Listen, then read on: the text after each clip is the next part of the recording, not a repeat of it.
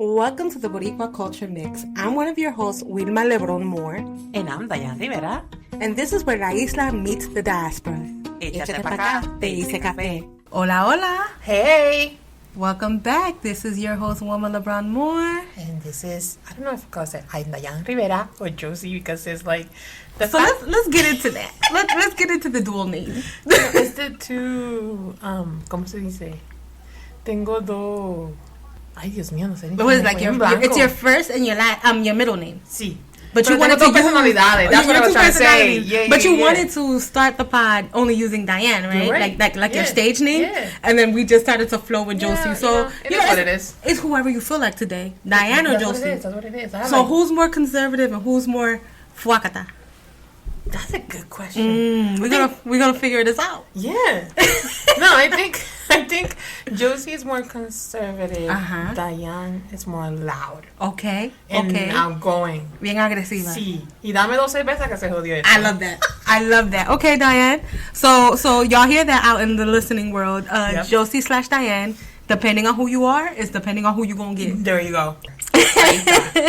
Welcome back, listeners. We are on episode 6. What? Yes, girl. Yes, we made it. Look at every episode. We're like, look at us. Look at us. Because we are figuring this out brick by brick. Okay, yep, from the pre-production, post-production, Listen. the research. ¿Quién dijo que esto es fácil? Yo, this shit ain't easy, but it's not doable. It It's is. doable. It It's is. doable. So for those, keyboard warriors that like to talk shit on people, and Hazlo tú. Right, do it yourself. And most of y'all can't even afford the subscriptions to sustain the opinion. So that's why y'all keyboard warriors. No, it's yapping. Yapping already. You know what it was? It was your coffee. It was. Listen, we're on cup number 2, bro. You know what? You're being very consistent. It's the consistency for me in 2025. Yes, because we said that's our word, and we're gonna live it. You're right. All right. Okay, but let's get into some pod stuff because we got a lot planned for y'all.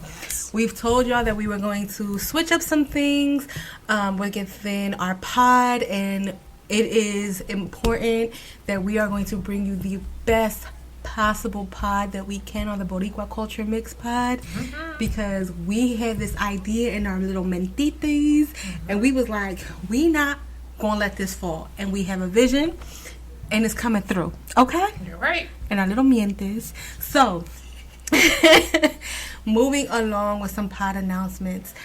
It is getting warmer, Josie. Ay, qué rico. Oh my God, it's getting warmer. And you know what that means? It's the 12 o'clock boys riding down. It's the Hondas blasting the music. And it's the Puerto Rican Day Parade. Yes. Okay? Starting with New York City. It opens up the season June 8th.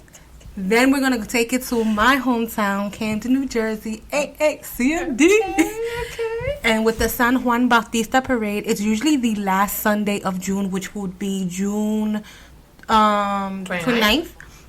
And then, we can't forget about our other diasporicans, Chicago, all the work you've done in Humboldt Park. They have a Puerto Rican Fest, June 12th through the 15th. And then we're going to bring it right back over to Philly.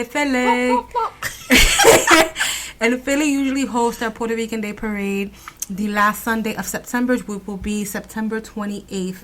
So as we know more information regarding our Puerto Rican festivals throughout this country, we will definitely give a shout out. And then especially on the island, they've just had like Sanse in January, and then they also have other fiestas patronales throughout the year.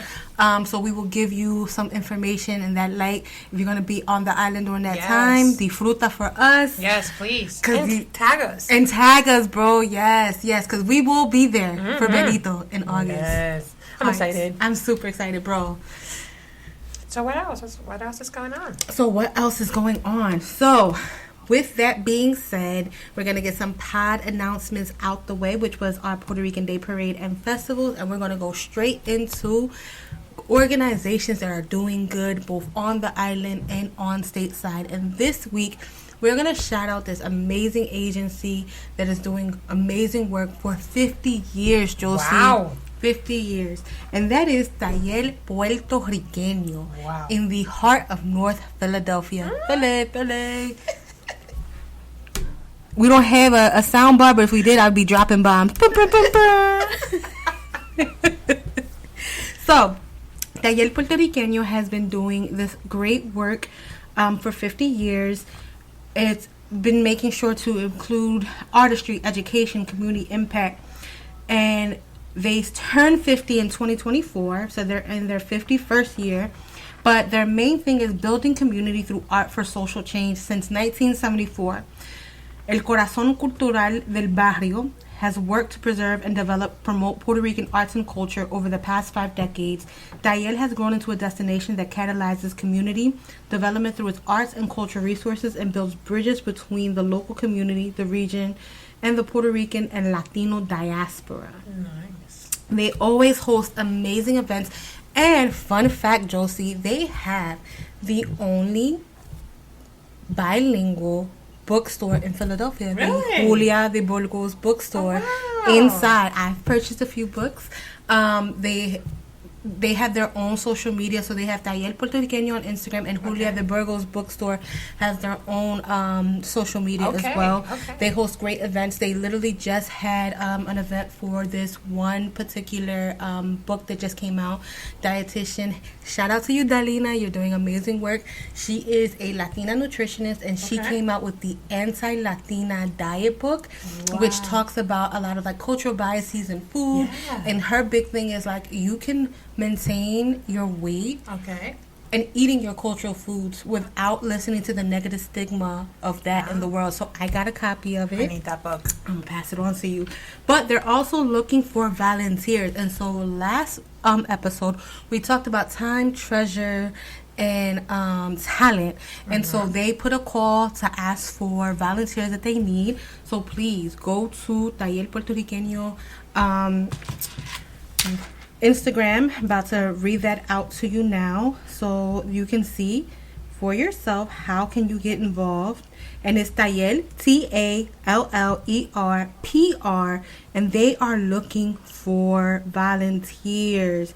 They're looking for 4 to 5 dedicated volunteers to help make an event a success and beneficial for the arts programs. These are the tasks that you would be asked.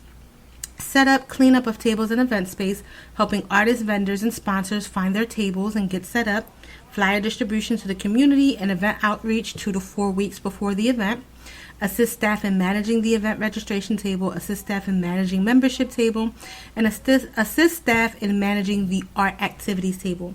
If you're interested in volunteering or want more information, please reach out to Masada Divine at MDEVINE@tallerpr.org or call 215-426-3311 to sign up for a task. This is how we can help our community stateside. Right. Mm-hmm. And they do great work. I've been to plenty of events there.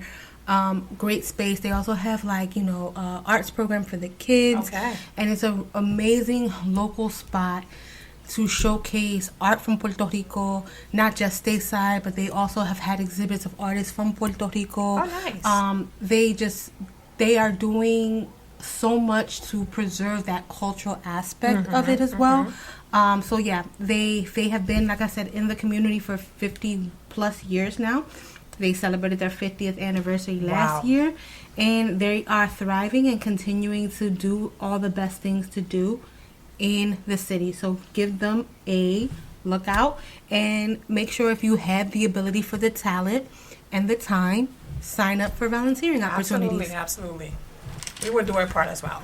Yes. And if you guys know of any nonprofit, not only, we know the ones from Puerto Rico and the one close to where we are. Right. But if you guys know of anyone that you guys would like for us to shout out, just tag us, send us an email, so that way we can, show up. Boricua Culture Mix at Gmail.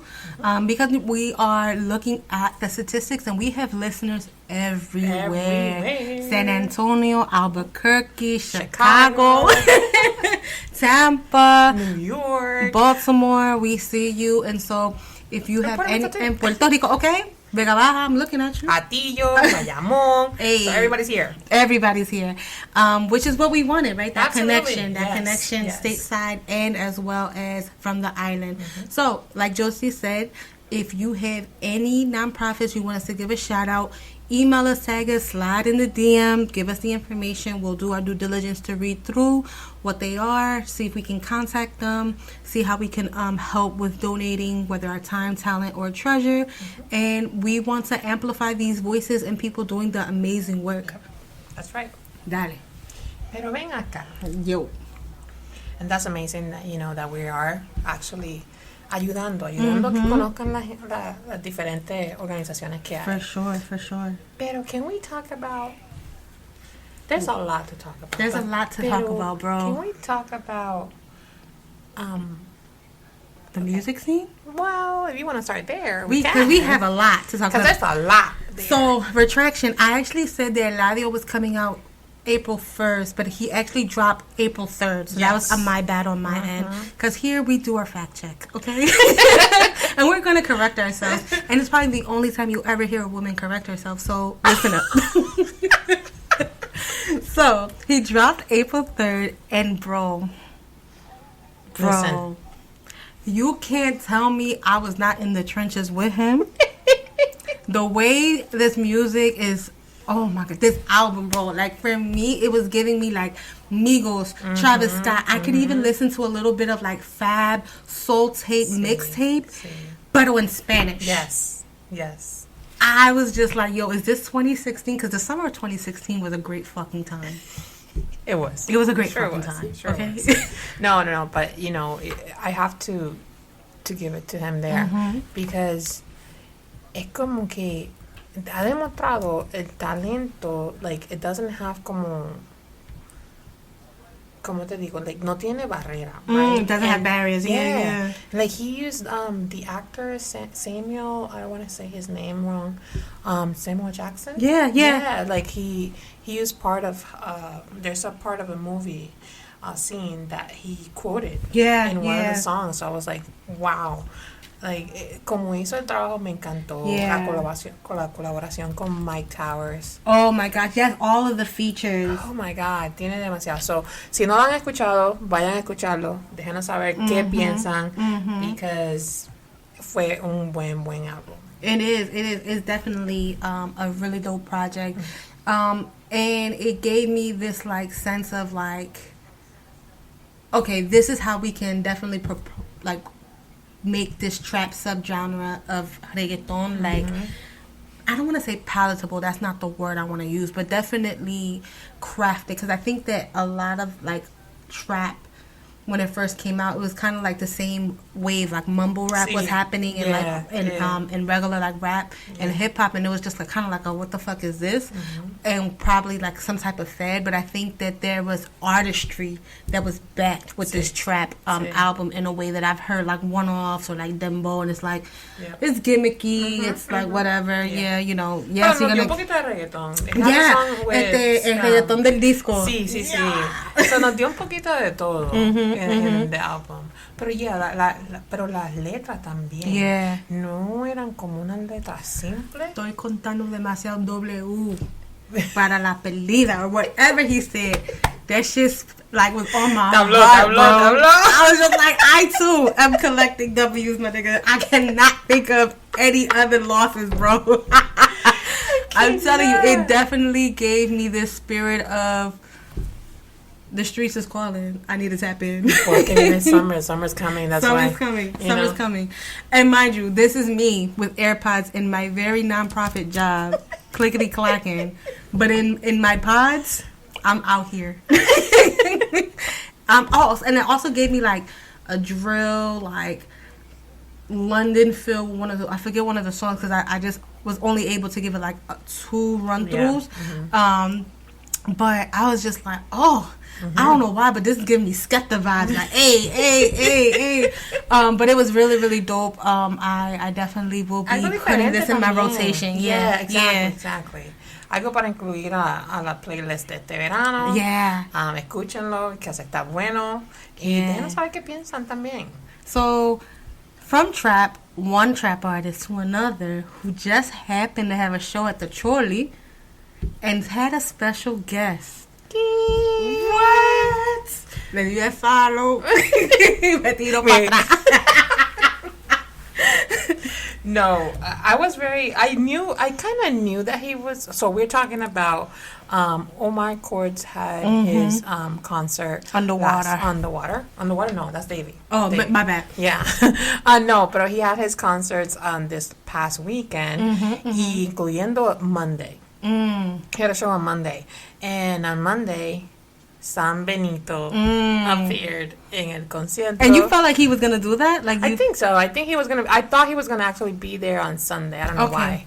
But I thought so because I think Davey was there on Friday or Saturday. I need to fact check myself with that. But he was there. He was there. And they sang the song, and I was like, oh, like he's going to be there. But no, he went on Monday. But the craziest thing is the first time that they were singing that song. Amazing. But the craziest thing that caught everybody's attention, and even mine, was he came out. Talk about it. We sing! Porque son los favoritos de la nueva. So, Los vaqueros. He used Wisin y Yandel, very chain. like known chain. So it was show. And he had it like colgando from his pants. See, because Bad Bunny is not.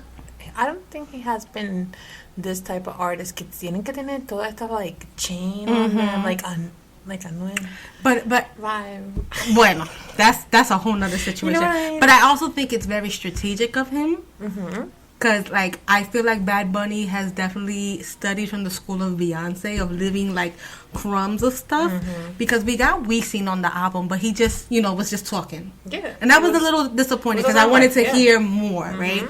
So him coming out with their change. What he says in that. Yeah. He says, esto son los nuevos que están comandando. Like, passing the torch. Exactly. That's literally what it is.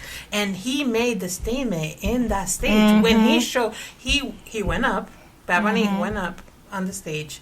They start singing the song, right? And then he looks at Omar Cords and he says, "Look what I have." Yes. That's a torch. Los padrinos. Exacto, le pasaron. El reinado. They gave him the sign of approval, like we F with you. Yes, we definitely see what you're doing. Exacto. And also the work that they've done, because we and Yandel both separately and together have had a crazy run in the reggaeton, like a crazy run. Even Yandel right now, bro, he just performed on Jimmy Fallon, right, for his Sinfónico album, which it is definitely Puerto Rico meets Bridgerton, okay? Like, if I had one of them ball gowns, I would be perrando in Sinfonía. in Sinfonía by the Queen, trying to get married that season. Like, hey, dale. But it's dope. It works. Amazing. And again, it's one of those genre bending things, right? Like, you have a whole symphony behind you, and I think that it's a beautiful like FU to people who saw reggaeton or underground before it was reggaeton and thought it would never meet anything, and now here it is tied in and married to this genre of music that was very snorty, very hoity-toity, very high class, and now is being played amongst some of the best reggaeton lyrics possible, and it's kind of like estamos aquí, and I think that that's what the spirit of reggaeton has always been. We here. Especially coming from Puerto Rico, right? Like, because we're going to respect its roots with it coming from Panama, right? With it headed out. We're not going to sit there and just be like, oh, that didn't exist. But it became popularized and it became the genre that it is in Puerto Rico. Yep. And so I think that that's such a beautiful full circle moment of like, you didn't think enough of this genre. Now look at us. I got the best violinist behind me.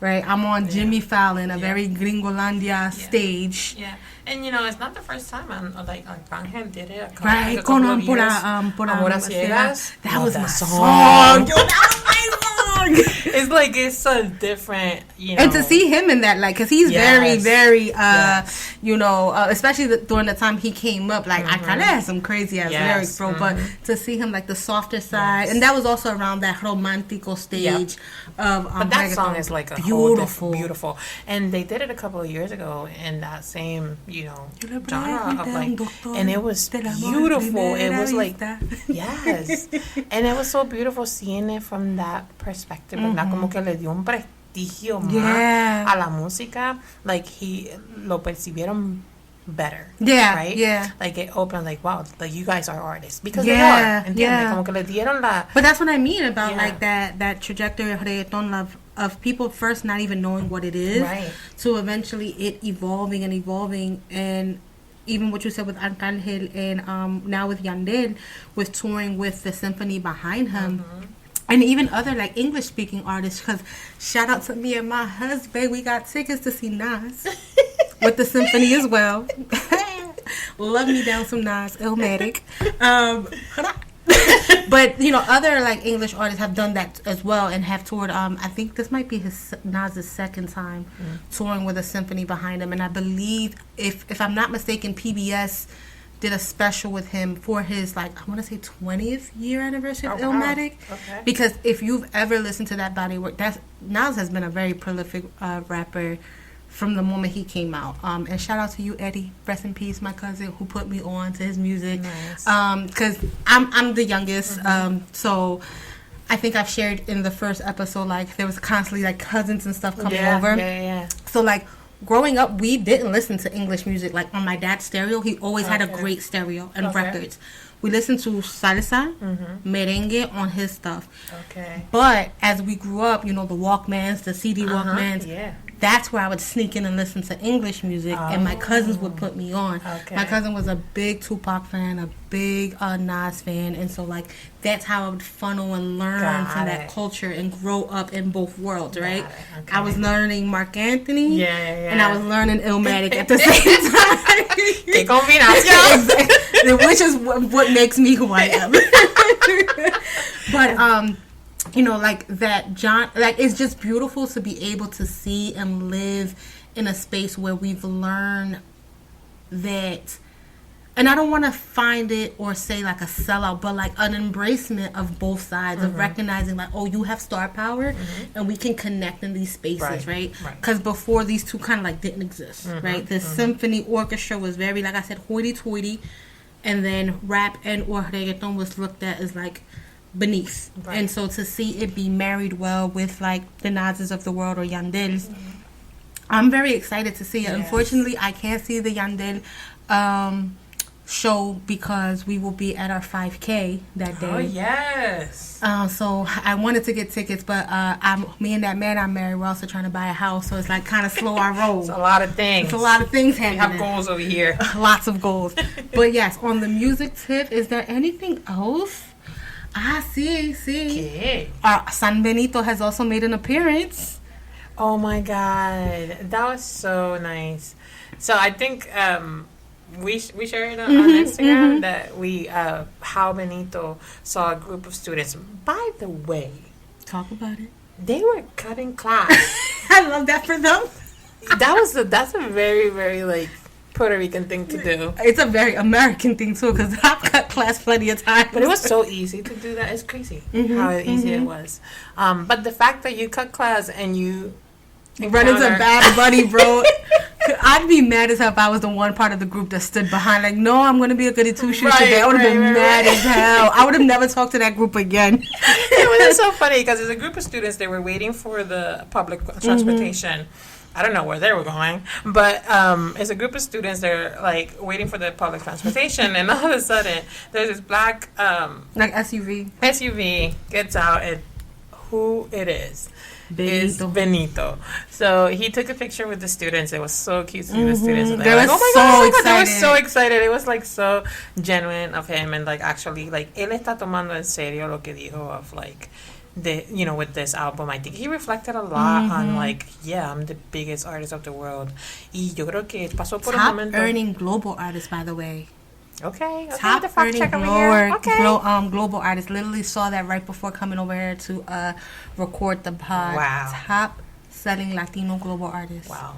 But es como ver cómo el de Verano Sin Ti, él pasó tanto éxito, tuvo tanto éxito que, you remember that incident that he had with the girl when he threw the cell phone because he wanted people to experience el momento. Or ask him. He even said it, ask me. Yeah. I'm not an animal. Pero es su reaction, right? Dice, yo no quiero esto. He's he's humano, igual que nosotros. Pero yo creo que ahí él reflexionó y dijo, pues ese es el momento que ella va... esa persona estaba tratando de grabar el momento. Yeah, that it was the wrong way of doing it, absolutely. Pero para ella era wow, esta es la única vez que yo voy a ver al artista más grande del mundo, un artista que yo admiro y en este momento, yo quiero salvar ese momento because I want to... Because who's going to actually have this moment again? Who's right, gonna repeat that? Pero yo creo que también muchas veces, yo no sé si a ti te pasa, pero yo grabo fotos o videos para después tener ese recuerdo para cuando yo, necesito ver algo que me da alegría. And also everything's digital, right? We grew up with actual physical photo albums. Yeah. In a way that doesn't really exist anymore. Right. The photo album is in your hand now, it's in your phone. Yeah. So literally if you don't record it didn't happen. It didn't happen, right, exactly. Pero tú te quedas con la memoria en tu mente, right? But it doesn't have, tú no la tienes como física de que tú puedes como que vivirla and get transported back. Yeah. I don't know if that happens to you, but when you see a video of something that you were so excited about, you go back to it, tú dices como que ay, es tan bonito that I'm able to see what happened. I was here, I did this. Yeah. And I think that that's what he was trying to do here. Yo sé que, lo más probable no lo hice bien, no entendía. It was a lot. I mean, this is just me thinking. And he's also a human being, right? Absolutely. I feel artists have a lot of social responsibility, and because we look at them as performers, the thought is they have to perform at all times for our consumption. Exactly. And I think that we kind of forget that they're human beings, and they have times when if your social battery runs out, imagine theirs. Exactly. Imagine theirs. For instance, it reminds me of an actor, Anthony Mackie, the new Captain America. He's famous for telling people, no, I don't take pictures. Wow. My job is when I'm filming. Wow. When I'm out with my family, I'm not doing that. And a lot of people have gave him a lot of flack, especially because he's such a big star for Marvel. But I love those boundaries, right? And I also miss the days when artists used to clock out and we didn't have all this access to them through social media. There was some mystery because I feel sometimes there's we're a little too deep in your private group chat. That's true. And I'm just I don't want to know this about you. I just want whatever art you're putting out there. I don't want to know the backstory. It's exhausting. But also, I think. Yo creo que it's always been there, pero era más bien tú te enterabas por It was a little bit more controlled. Yeah, a little bit more controlled. Because I remember I followed this group from Venezuela. I always remember. They're not. If I say the name, no people were who? But it was this group, and I remember when I was a big fan. I became the president of a fan club. No, Florentino. No, I usually love Salvador Florentino. That used to be but it was me another. And my sister's oh my group. God, I love them. No, but you know what? I got so into Venezuela Venezuela. I used to consume a lot of their novelas, so I got hooked to a lot of artists from there, incluyendo Salvador Florentino. Había mucho grupo, and there was one that I was super obsessed with, and I remember that social media wasn't around, so I was Googling. Whatever was available at the time. Right. Yahoo was big at the time. Oh my God, you're bringing me to a point where it's for you was the probably group from Venezuela, but for me it was definitely Backstreet Boys. Yeah, same. I was a Backstreet Boy fan. Okay, BSB. Yeah, forever. But yeah, you around those times you only had magazines and print. Exactly. So follow up and get all the pictures and the posters in a way where we're accessible to a lot of these artists through all the social media platforms and on top of the gossip sites that capture anything behind them. So it could be a little bit not a little bit, it could be a lot overwhelming for both us who are consuming these things and the artists. So back to your original point with Benito when he threw Baby Girl's cell phone. No, it's I think he, like, eso fue un punto de su vida que yo entiendo, ¿verdad? De acuerdo a lo que veo ahora with this album and how he's being more intentional. You can tell that he's like, you know what, like, si yo estuviera en la posición de ellos, yo creo que yo hubiera reaccionado igual. Like, oh, I want a picture with you. Or like, I know he was, like, again, the situation was, no era la mejor, como la muchacha, like, approach it. Pero al mismo tiempo, I think he reflected a lot on that. Like, you know, no creyéndose la gran cosa, because él se puede creer la gran cosa. Like, he's el artista más grande. But at the same time, siendo tan pueblerino, I think it gives him the opportunity that que él pueda salir a la calle, que la gente no esté tan overbearing con él, because está haciendo tan accesible. That's a lot. Yeah, pero you know, haciéndote más accesible al público, te da más oportunidad a ti de que tú puedas salir más. Yeah. You know what I mean? Because tuve muchos artistas en Puerto Rico caminan y la gente los ve y dice, oh, fulano de tal, pero ya dejan que tenga su vida because they're normal human beings, you know? And it's probably like the 20th time that you've seen fulano de tal in the cafe or whatever, but I think it becomes a little bit more jarring when it's like, oh my God, like you're literally here, like in Miami or in, you know, RD or whatever the case is. But to your point, like, yes, they are human beings, and I think that reflection was important because look at the great art that it gave us, not just from capturing photos and things of that nature, like the title of the album speaks of, but being also in the moment and the cultural aspects. And so segueing, so I guess we're going to call it the Bad Bunny effect. Because oh my God, you're not going there. We're going there. You're not. So You're not. So I was on my Googles and in my inbox, and I forgot that I had signed up to get tickets for Rauw. Okay. Because I was like, why is Rauw emailing me? His team, he don't know me. And I forgot for the Cosa Nuestra tour that I had signed up because I was just like, I do that periodically, even though probably more often than not I'm not going to go because in the moment it's very impulsive, and then I remember the responsibility. We are in house buying mode, Wilma. Goals, Wilma. Goals, okay? You want a home eventually. So something came through my email. And it was like Carita Linda or something like that. Yeah. And I was like, ¿pero qué diablo es esto, Rauw Alejandro? Like, speak now. And when I looked up and I saw what it was, I was like, you gotta be fucking kidding me. Oh my God. You gotta be fucking kidding me with this. So it's a save the date. But before we get into that, I was about to share something with Josie regarding Rauw Alejandro. So his team put out, like, there is a dress code for the Cosa Nuestra tour. And I also thought that was so corny. Why? For the official team to be like, oh, there's a dress code. Okay. Because I feel like the public does that. The public kind of like, for instance, I went to the Beyonce. That's like a whole, like, culture thing. Right, but I went to, like, the Beyonce Renaissance tour, right? And so that was like the whole fan. But who came up with that? The fans. Okay. Because it was like, you know, get your sequence on, get your silver on, da-da-da-da-da. This is what we're doing collectively, right? Okay. We did that. Beyonce didn't go out there and be like, gold, da-da-da-da-da. Or maybe she did. I don't know. I didn't see it. But I just felt that it was like really corny because I just was like, it's this capitalizing on something that the movement makes, not you.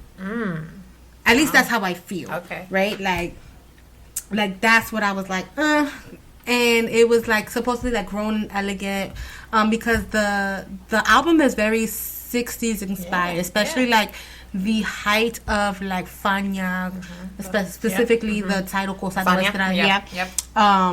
So it's like that retro vibe.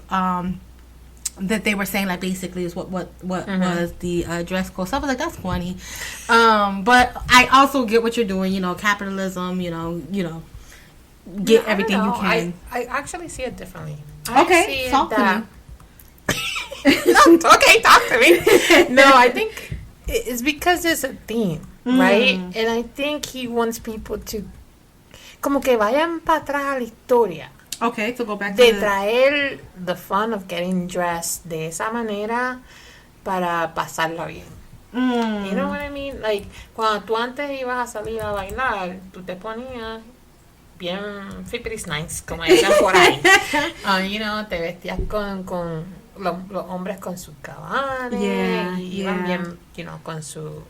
And I get that part. I just think it's corny that his official team. I don't know. I don't know. I probably don't explain this right. Cuando Rauw no te dio la entrevista, porque estás hablando ahí.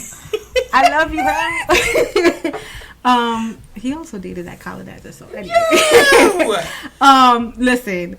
I get that. Like, don't get me wrong. Like, it's y le rompió el corazón. Ay, ya. Okay. No, listen, I get what you're coming. Like, it is fun, right? The dressing up part is fun, but I think that, you know what it reminds me of? Remember, I don't know if you was like out here on the... I don't know why. Because they're coming out with a second part. Yes. Which I'm like, damn, does that mean a family member died? You got to think about it. What are they going to the underworld for? Somebody has to die. You're right. You're right. Disney breaking hearts. Yeah, always. You're right. Wow. You know what? Diablo. I'm sorry. So back to Howard. So it reminds me of I forget what anniversary it was for Love Don't Cost a Thing, right, with J-Lo. Okay. And I remember she got on social media and she was like, the Love Don't Cost a Thing challenge, and she's like taking off all her stuff, and people were like, girl, ain't nobody doing that shit. And that's what it reminds me of, this corny like gimmick, and it's like, that's not how these challenges works. El público lo hace. Right. And so for me, like, if el público decided, hey, let's dress this way up, like, the movement would have taken more than it becoming Make it more organic, like more like because now it feels like a mandate, and the like anti-authority in me wants to be like, fuck you. And now I'm coming up with jeans and Air Forces. Okay. I can see that. Now I'm like, you told me to do this? No. After, but I think it's a thing, because I think for like the last one, Omar Courts, everybody was pink. That was and with Fade too, with green. Yeah, Fade with green. Yeah, but he made the green. Yeah, like, his brand. Yeah, his thing for sure. So that was a little bit different. But then I saw that the last one for Omar Court's last weekend's concert, everybody was pink. Yeah, I did see that too. I saw that too. But yes, so back to the original. Besides just like the John of I'm getting de cara linda. De cara linda. So Carita Linda. Carita Linda, right? Carita Linda. So it was a save the date. So April 10th, according to Rauw Alejandro, he is dropping a project out called Carita Linda, and it's un canto a la herencia y el orgullo boricua. Hear me out. Stay with me. Inspirando en la bomba y los sonidos afrocaribeños, Carita Linda no es solo música, es un homenaje a... Did I say that right? Homenaje a Loíza, al Paso Fino y a Puerto Rico. Ooh. Mind you, he's like dressed up on a horse because of the Paso Fino part. Yeah. And mind you, he is from Carolina. Yes. And Loíza is very close to Carolina, in like that area, San Juan, and everything like that.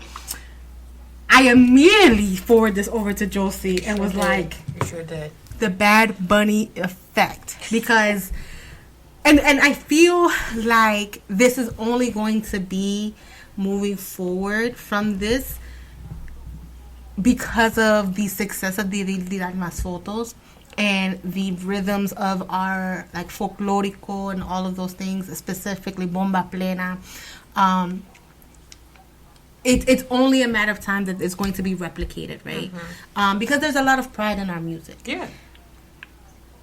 And I don't think that he would probably ever come out and say it, or any artist is going to be like, yeah, I was inspired, because we also have to understand that projects take some time, right? They're not not flash pan, like just like if you've ever like followed like the makeup world, like when people be like, oh, they copied, it's like, yo, to put a product line for makeup, like it takes a long time. Yeah. So, you know, maybe they've copied, or maybe they have the same manufacturer, you know, whatever the case is. In this case, being around areas like that, I was like, this is going to feel very like copy and paste. because someone had already done it first. But that's the thing. Like, I don't want to put like that's the Bad Bunny effect, right? Because hay otros artistas haciendo lo que no están fuera. Because Bad Bunny has the la exposición. It doesn't mean like, porque podemos decir lo mismo. El disco de Alejandro salió primero que el de Bad Bunny con salsa. Yeah, con right? el tú con él. So who copied who? But I think that he didn't come out with like a salsa inspired album, right? Like Bad Bunny after the fact, right? He but came there was out with salsa involved. Right. There was a lot of genres and without controversy, because a lot of folks have criticized like la voz de Bad Bunny que no lo tiene para cantar, specifically for like a salsa song, in a way that like Rauw has that more sing-songy voice with tú con él. And a lot of folks talked that they liked it because it was kind of like not trying to copy Frankly Grease. It was kind of like he made it his own. Yeah. In a way that like people kind of downplayed Guayna's Lobo Domesticado. Like they took it as like maybe him like joking around. Versus like him being like, no, I'm paying homage too. Like this is music that I grew up on. But I'm curious to hear, right? First and foremost.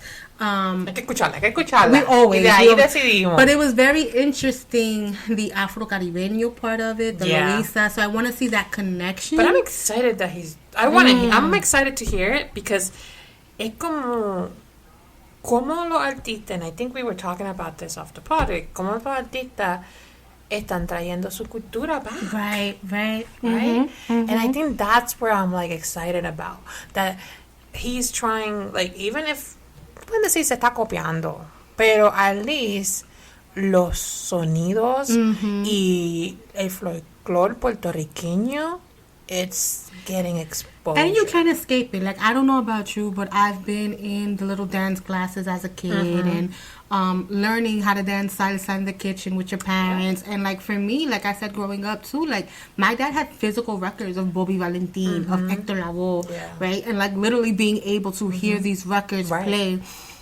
That was my introduction, like to the point where like Saturday nights were the only nights that we were able to stay up because Temple University used to have a radio station called El Viaje. Okay. And you would hear salsa, Afro-Cuban, guaguancó, son, and they would play it for like 4 hours. And this would be the time where like my mom, my dad, and me, because I was the only one who always stood up, would like hear and listen and like get introduced to El Gran Combo, get introduced to Celia Cruz. And there would be times that they would move the mesita in the living room and they would just dance, and you can tell that they like transported back to like La Niñez, or like they'll tell me el teléfono. This came out when I was in the 6th grade, and you know, or like my mom, she's from Ponce, and she would always share like, when she would leave school at half midday, she would purposely miss the bus because that's when the planeros and come out and like sonando en la plaza, and so she would stay to hear them out and then eventually go back home or josear for a nickel or something to get on like La Guagua Público, because she was like, that's the moment, like you don't want to miss the corillo, like you don't want to miss the fun. And so it was this like transport of, and I think now as an adult I can recognize that was the first time I was able to see my parents as people. Not like my parents. It was like, oh, y'all have things that came with you besides when you have responsibility, because you can just see how like a certain song would come out from like Roberto Roena or Eddie Santiago, or like just Eddie Santiago, or just like playing Fania records, right? Like, or La Sonora Ponceña, like my dad's favorite, okay? And he would just be like giving me facts like esto, you know, like esto es música, like type of thing. And it was just like, I remember being like 6 and 7, and like even up until like I was a teen, and like being like, okay, this is our routine, this is what I love, and listen to a good appreciation, especially as a diasporican, right?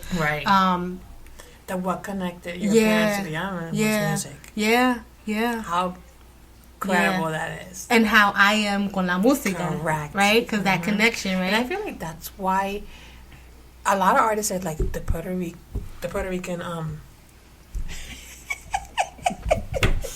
The Puerto Rican, el público puertorriqueño es bien difícil para que un artista pegue. Yeah, we talked about that with Guayna. Yeah, and it's because, tú sabes, nosotros nos tomamos la música en serio, like, and we make it part of our, como nuestra cultura, tiene tanto sabor y tanto sonido, que I think that's why it's kind of hard, like, when you see an artist that is not it, like, But think about a lot of the Puerto Ricans who left the island. That was what was home. That was what they were able, especially like when you think about that time. Water break. No, pero es just interesante como ver como la cultura y la música se unen. Or like before I was having a cough fit. Sorry. Like I was saying, when like our diasporicans who came here during that big influx during the 60s and 70s, we weren't part of the culture, right? You weren't listening to our music on the main waves. I mean, I remember growing up and Latino music was always on AM radio. That's right. It just crossed over to FM, exactly. Right? And that's even if you're listening to radio now, because, you know, it's hello podcast. It's a look what has now gone to the evolution of like streaming and things of that nature, where you now have access to whatever genre you want to listen to. But back in the day, Latin music was on AM, if it was on AM, right? And then it was that way of like connecting to home, right? And so that is our cultural segment, because we have been yapping for 45 minutes. Okay, it's 40 minutes then. We have to go. You can hold on, wait, before we go, you can follow us on Instagram and the Clock app, right? We're there at Boricua Culture Mix Pod. You can email us at boricuaculturemix@gmail.com, and we drop every Tuesday on Apple and Spotify and RSS.com. So please, thank you for your support. Thank you for listening at Hour Plus. We love you mucho. Besitos. Bye-bye. Ciao. Bye.